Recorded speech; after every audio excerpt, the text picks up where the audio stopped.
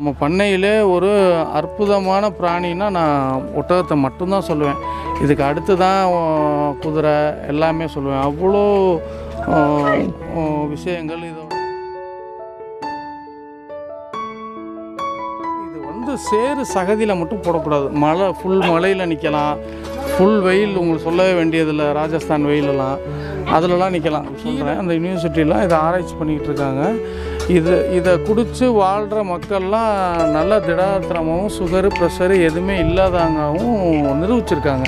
Scientifically ப்ரூவனாக இருக்குது.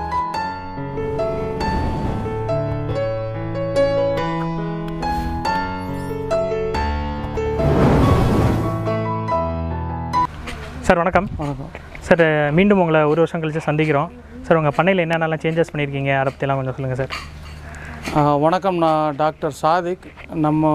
இது வந்து இப்ராஹிம் ஃபார்ம்ஸ். இது எங்கே லொக்கேட் ஆகிருக்குன்னா நார்த்தாமலைங்கிற ஒரு லேண்ட்மார்க் நியரில் பொம்மாடிமலைங்கிற ஏரியாவில் லொக்கேட் ஆகிருக்கு. நான் காமிக்கிறேன் ஃப்யூச்சர் என்னென்ன அனிமல்ஸ் நம்ம அப்டேட் பண்ணியிருக்கோங்கிறத நான் உங்களுக்கு காமிக்கிறேன். இது மஞ்சு. இப்போ 1.5 years இருக்கும். நம்ம சும்மா ஆசைக்காக கொண்டு வந்தது, எக்ஸாட்டிக்காக இருக்கட்டுமே அப்படிங்கிறதுக்காக. இப்போ நம்ம பண்ணையிலே ஒரு அற்புதமான பிராணின்னா நான் ஒட்டகத்தை மட்டும்தான் சொல்லுவேன். இதுக்கு அடுத்து தான் குதிரை எல்லாமே சொல்லுவேன். அவ்வளோ விஷயங்கள், இதோட பால் மகிமை, இதோட மெயின்டெனன்ஸு, ஒரு ஓனருக்கு எந்த மெயின்டெனன்ஸும் இல்லாத ஒரு ஜீவன். சும்மா சாதாரணமாக ஒரு வேப்பந்தலையை போட்டு வளர்த்து இதை ஆக்கிக்கலாம், வளர்த்துக்கலாம். ரொம்ப ஃப்ரெண்ட்லி, ரொம்ப நல்லாயிருக்கும் இது. ஆமாம் சார், இதோட ஏஜ் என்ன சார்? இது இப்போ எங்கேருந்து? 1.5 years இருக்கும்னு நினைக்கிறேன். எனக்கு கரெக்டாக சொல்லணும்னா 1.5 years இருக்கும். ஆமாம்.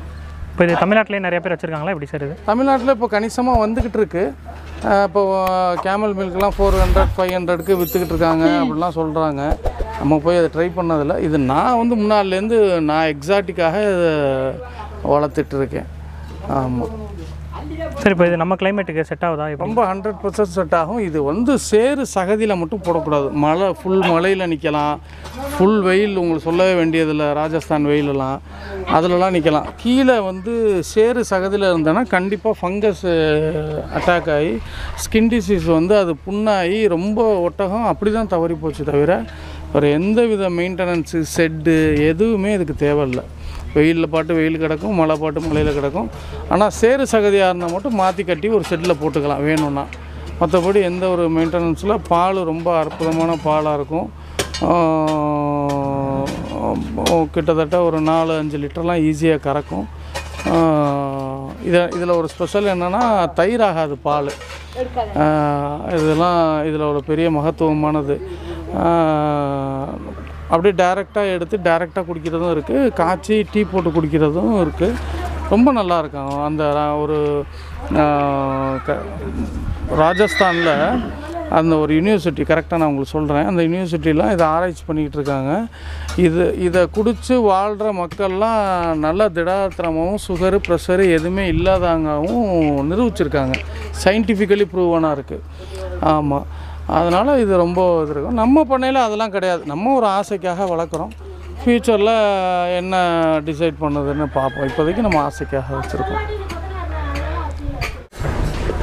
இப்போ நம்ம இப்ராஹிம் ஃபார்ம்ஸில் ஆடுகளில் வந்து எதுனா ஷார்ட் ப்ரீட் பேந்தம்னு சொல்கிறதும் ஹைதராபாத்தின்னு சொல்கிறதும் தான் இப்போ மெயினாக நம்ம பண்ணிக்கிட்டு இருக்கோம்.